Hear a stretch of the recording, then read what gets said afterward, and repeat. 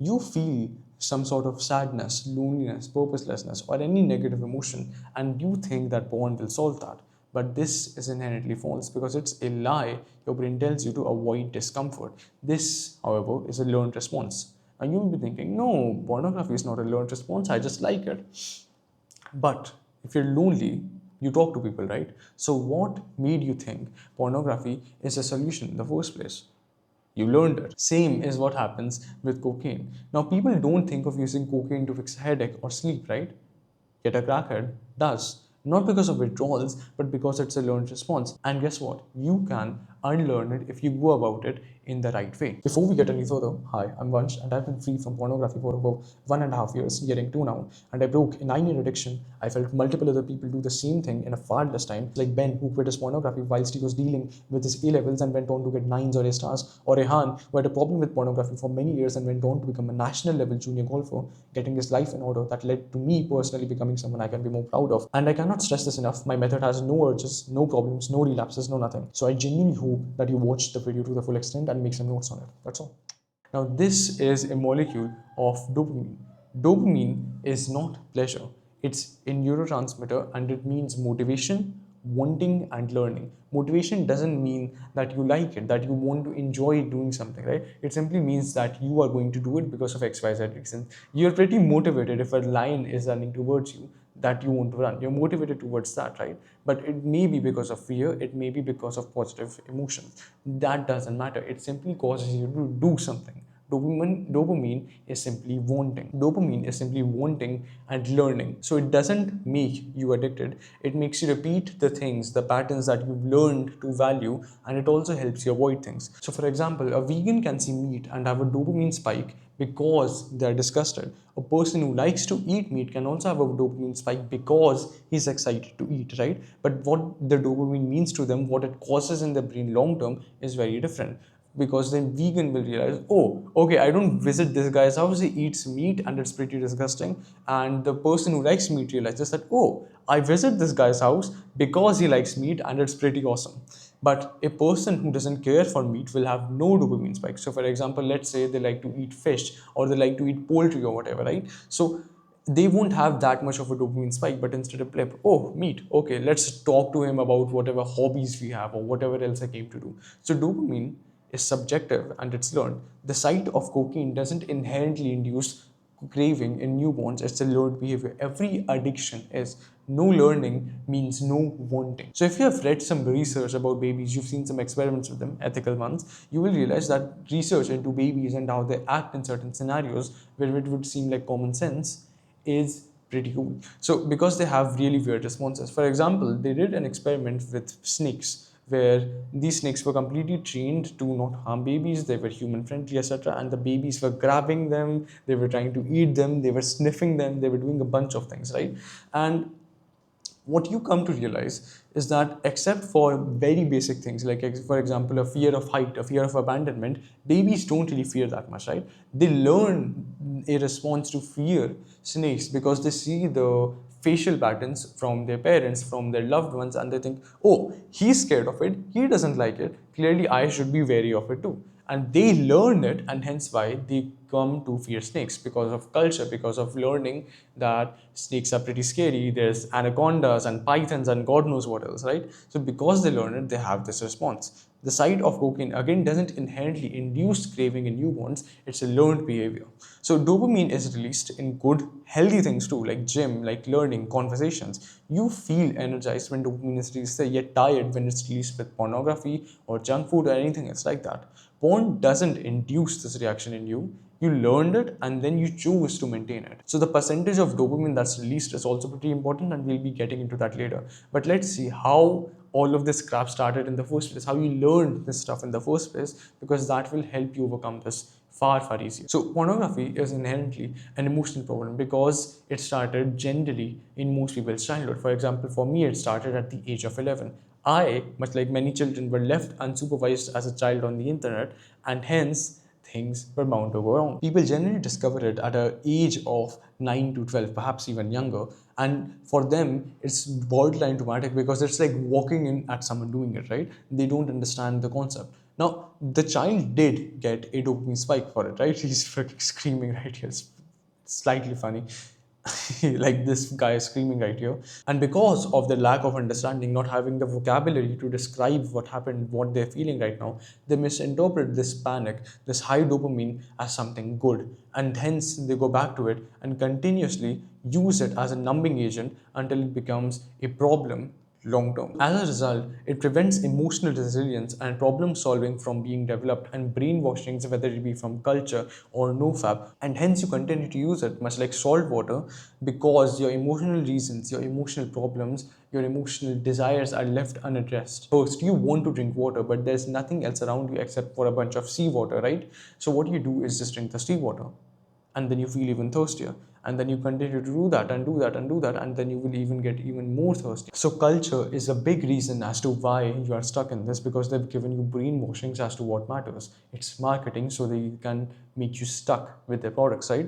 So for example, Kit Kat will tell you have a break, have a Kit Kat, to associate breaks, to associate relaxation with Kit Kats. And when they do that, you'll of course be more likely to buy it. And of course, they do a lot of experiments, a lot of data collection to make the bar as crunchiest, as addictive as it possibly can be. Same with McDonald's, wherein they take a natural desire to have salt because it was something we were deprived of in ancient civilizations. It takes this natural desire and it runs it to an extreme, and hence why the modern food in McDonald's and whatnot feels so good. But at the same time, it gives you a headache because you're overdosing on all of these things which were in low supply in ancient civilizations. Same with shit tenets of living, like live, laugh, and love. If you were to just do that inside of your life, if you just were to follow this kind of advice, then what would happen is that you would simply stay alive, you would watch comedy videos, and then you would look at pornography, because culture has taught you that sexuality is one of the most important things that you can possibly do. But of course, it's a fucking lie. Same with going to these TV series. Rather than actually connecting to people, rather than making your stories, you get stuck in these stories of other people, which don't actually help you grow. 99.9% of the times, they are all just slop rather than actual pieces of art. Hence, society, your culture, parents, friends, practically everyone you know are obsessed with passiveness, with comfort, with consumerism, and they aren't evil but mediocre. And if you continue to follow them, you will also become mediocre.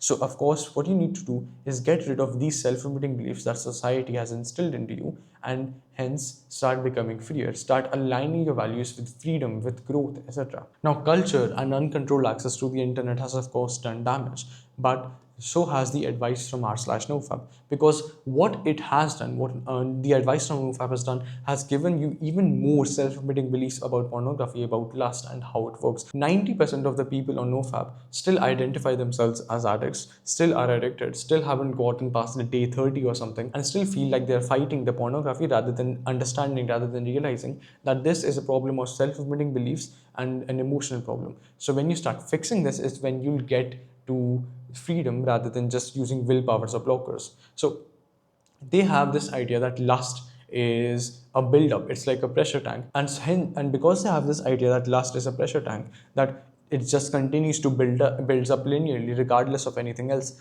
They think that, okay, because I want to control my balls, because I want my balls to be healthy or some bullshit like that, they will use that as an excuse to nut. They will use that as an excuse to watch pornography. But even if you wanted to nut, where the fuck did pornography came from? You don't see how insidious these beliefs about pornography and whatnot are, and that's why you need to get rid of them. So libido doesn't even work like a pressure tank, but instead sperm and testosterone is reabsorbed if it's left unused, and there's no harmful accumulation. And the build of sensation is more about conditioning, is more about you being told from other people who are also deluded that if you don't nut, you will feel this heaviness inside of your balls or some bullshit like that, and you just gaslight yourself into doing it. So it's not based on biology but instead conditioning and belief. And the body also self-regulates. Again, if you don't nut or you don't do anything else like that, the body will simply reabsorb the nutrients. And that's what all of the people too far into nofap who say that you need to nut up your spine, it will get rid of your pimples or some crap like that, are talking about, because the nutrients will be reabsorbed and taken to your face, taken to other parts of the body wherein it will help you, right? So wet dreams also occur naturally to maintain sexual health. It's like cleaning the pipes, if you will. And I would argue that wet dreams are far more pleasurable, but that's a whole different thing. Abstinence doesn't increase libido indefinitely. Desire eventually will flatten or go dormant if not engaged. Testosterone and semen production will continue regardless, and it isn't necessarily that related to libido, to the desire to have sex and whatnot. So libido isn't correlated with time.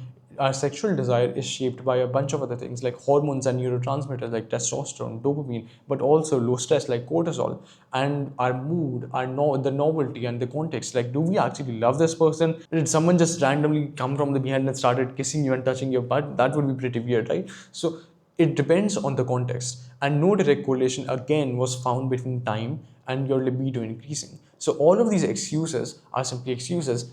People use high testosterone as a reason to not, but they also use low testosterone as a reason to justify inaction, fatigue, lack of motivation, which makes you depressed. And what do you do when depressed? Go towards pornography.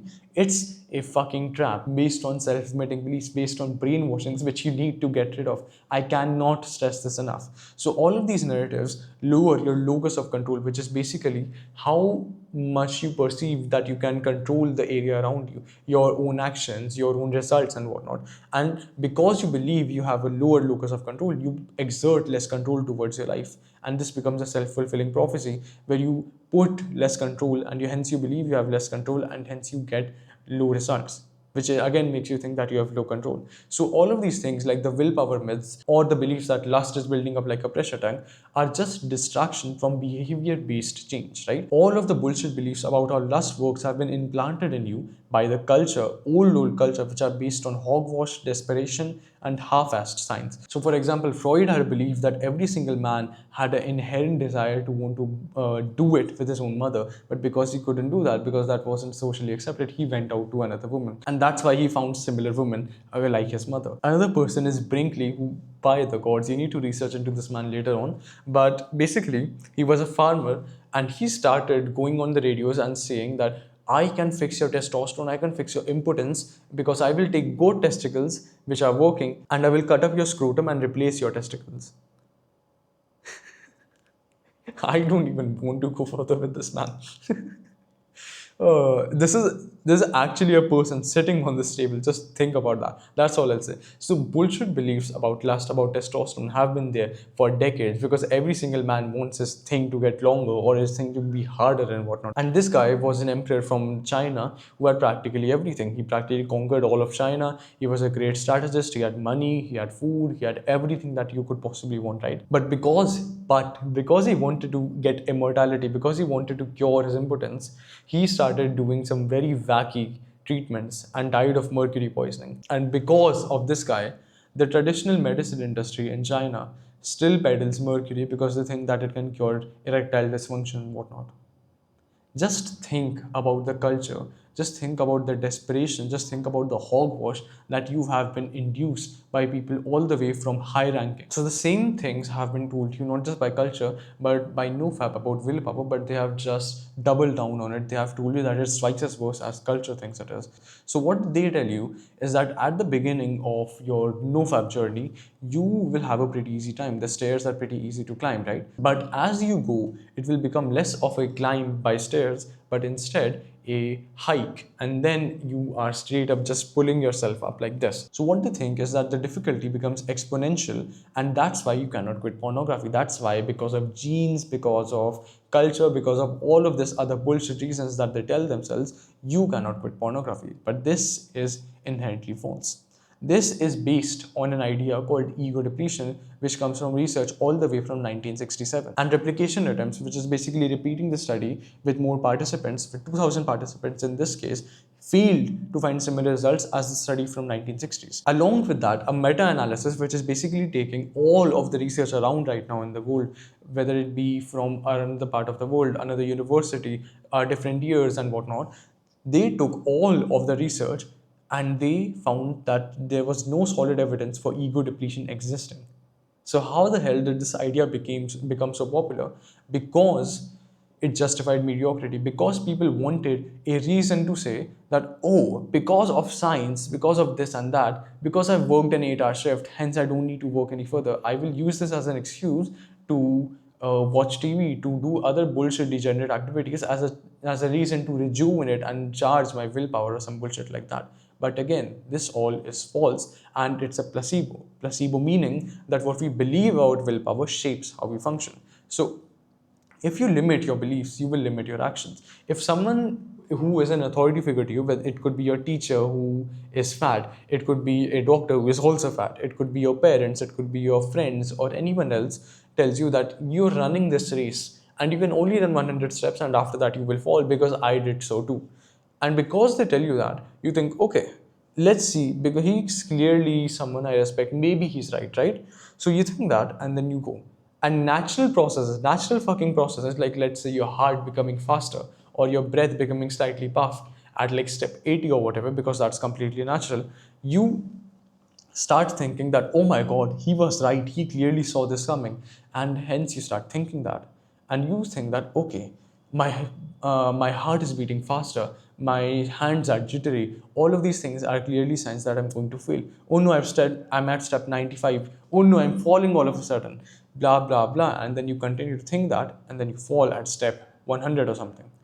This happened because you believed it would happen. You limited your beliefs and hence you limited your actions. You started ruminating. You started engaging with these self-limiting beliefs rather than getting rid of them. What you should have done instead is act mindfully, which means acknowledging the urges without acting on them, without thinking that, okay, I need to interact with them, without thinking that, okay, these are clearly true because XYZ told me so. But what you truly need to do is just again act mindfully. And in this context, it means that you, rather than focusing on the 100 steps, you focus on this step right here. So you think, okay, I have taken this step, can I take another step? You just ask yourself this, and it's a simple yes or no question, right? It simplifies your way of thinking, it simplifies what action you need to do. And so you just ask yourself this and you say yes, and then you take another step, and then you ask yourself again, can I take another step?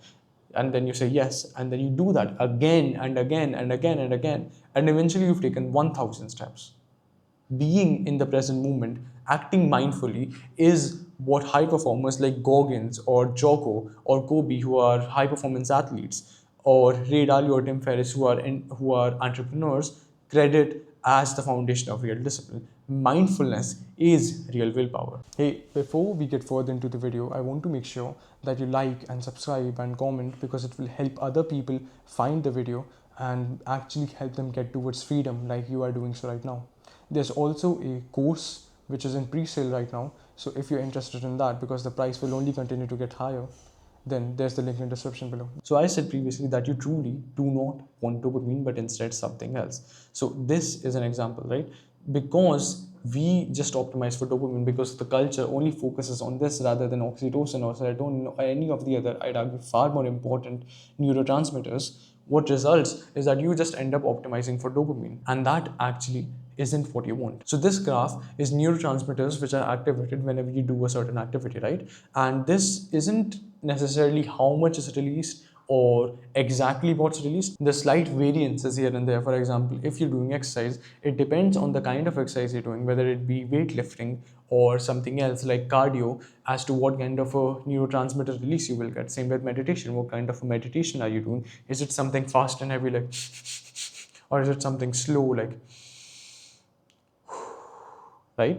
Or same with social bonding, wherein you could be talking to someone you already know and love, you could be talking to someone you're reconnecting to after a long time, you could be talking to a romantic interest. All of these things change the percentages that are raised here and there. But this graph captures the rough essence of it, right? So what I want to show you is that when you're using pornography, more than 50% of it is dopamine, and then there's some minor things here and there like oxytocin, endorphins, etc. But what you see in activities which people find fulfilling and actually cause them to be happy and don't have a headache later is that dopamine makes up a far lower percentage than people think, right? So what you see, for example, in exercise is that endorphins are a far bigger percentage, GABA is a far bigger percentage, or oxytocin is a far bigger percentage. But with dopamine, it's like 20, 15, 20% something here and there, right? So what you want is to do activities wherein dopamine doesn't make more than 20% of it.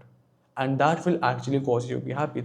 These are all activities which make people very, very happy. Exercise makes people happy, meditation makes people calm and motivated, social bonding makes people have a sense of relatedness. So all of these things, when you see them in comparison, is that dopamine, when it's the majority of the release, it gives you a headache, it makes you feel shit about yourself, it makes you feel like a monkey. But when you have all of these things in right quantities, and dopamine is at like 20-15%, you will actually find that it makes you happier. So again, dopamine is just one of the many neurotransmitters, and optimizing only for dopamine will lead to an existence sad for you. Anything in excess will leave you a husk of what you want to be or you could be. Ask yourself if you truly want porn. Ask yourself right now if you truly want to quit porn. Likely not, because you have self-limiting beliefs around yourself which you need to get rid of, much like I've gotten rid of the fact that lust is fake or that willpower is fake and you should be mindful instead of using willpower. And when you start doing that, you realize that, okay, I have self-limiting beliefs, and because of that, I don't want to truly quit pornography.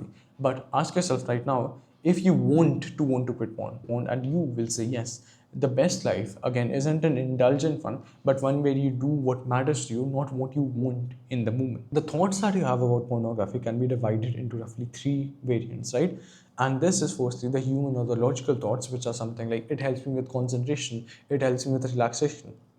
The second is the mammalian or the emotional brain, wherein you have these irrational beliefs that pornography has a bond with you, that it helps you when nobody else does, that it's a friend, that it harms no one else, blah, blah, blah. Another thing is the reptilian or the primal brain, which is again based on bullshit beliefs and expectations that you set with yourself, like willpower is limited or lust just continues to grow and hence I need to nut and whatnot, right? So these are all roughly the ways that you can think about the thoughts that you will get, the urges that you will get with pornography. This brain system is called the triune brain model.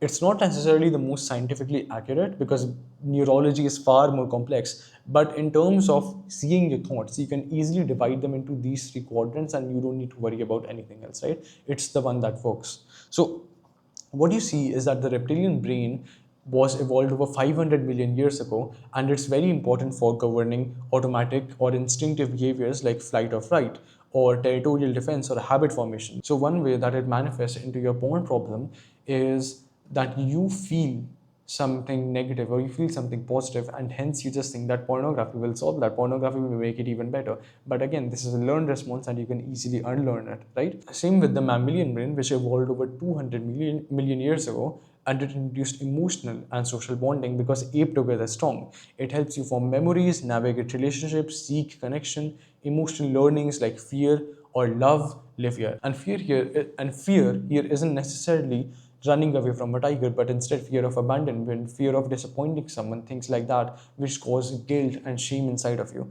which are very important to get rid of when you want to quit pornography. If you're trying to just quit because God will hate you or something else like that, you will not quit pornography because you are running on fume and you will eventually run out. Lastly, there's the logical brain, which started to evolve over 50 million years ago and finished evolving at around 100 to 70,000 years ago. And this is what makes us uniquely human. It's responsible for language, logic, long-term planning, abstract thoughts, and this is the part that allows us to reflect, to create, to imagine. But if you just blindly accept ideas, if you just blindly accept these things, then you're also vulnerable to ideology, to overthinking, to cognitive dissonance, which is one of the reasons that you're stuck in this in the first place. Cognitive dissonance basically means that you have two thoughts which are opposite of each other and don't really help you survive. So the best way that I can explain it to you is, imagine a smoker having a desire to be healthy, but then he smokes a 3 packs or something in a single day.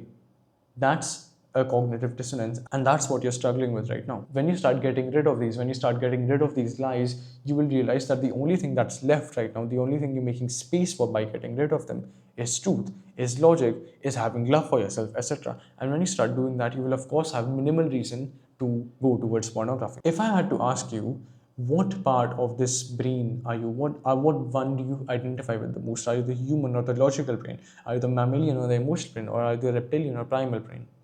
Which one do you think you are right now? I'll give you 5 seconds to think about it, or you can pause the video.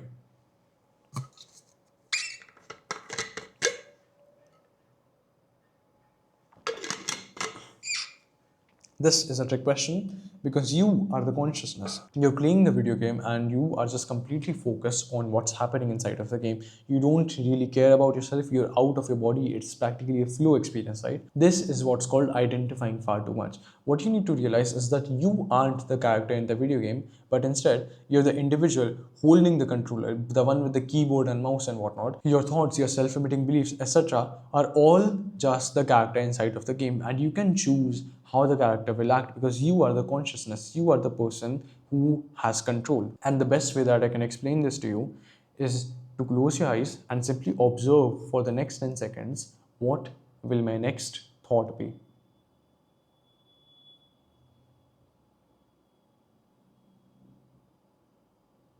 The exercise is over. You can open your eyes now. What you realized likely is that maybe you started counting, or maybe you were reminded of something important to, or maybe you had an urge, or perhaps a depreciating thought, or anything else like that. But you were separate from that thought. You are not that thought. You are the person who observes. You are not your name. You are not your body. You are simply the consciousness. So when you start to understand that, you realize that you can simply take control of the situation. But what to do that, you need to understand firstly that the brain is simply an organ. The organ has a job to make thoughts, and you can't blame it for doing its job.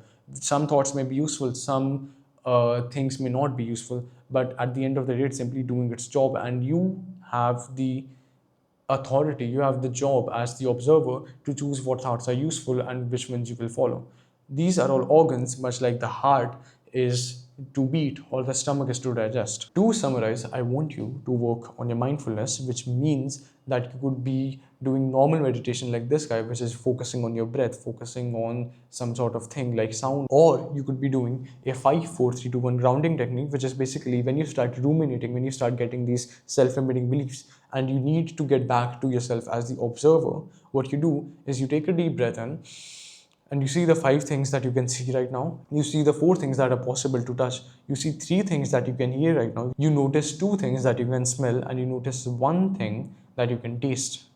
Now, when you do that, the end result will be that you can figure out that you are in the present moment, that you are the observer, that these thoughts don't rule you, that these thoughts aren't real. You are real, you are in the present moment, you are right here, right now, in this room, watching the video, right?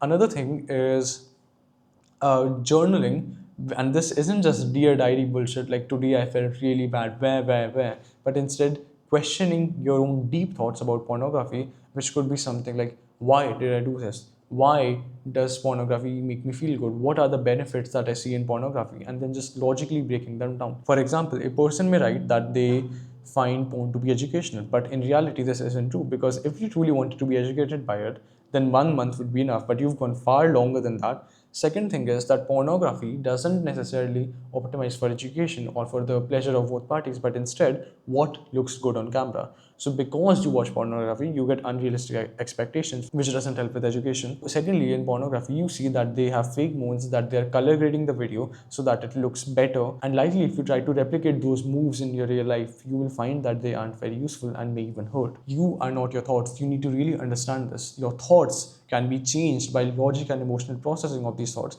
and your thoughts are not you. You are separate from your thoughts. I have a course on quitting pornography, and much like I've told you, I have been free for over 1.5 years. I'm getting near 2 years right now, and this is Ben, my client from UK, who I helped quit pornography. Same with Rehan. Both of these went on to drastically change their lives. For example, Ben became someone who went on to get top marks in his A-level examinations, which determines what college he'll go to.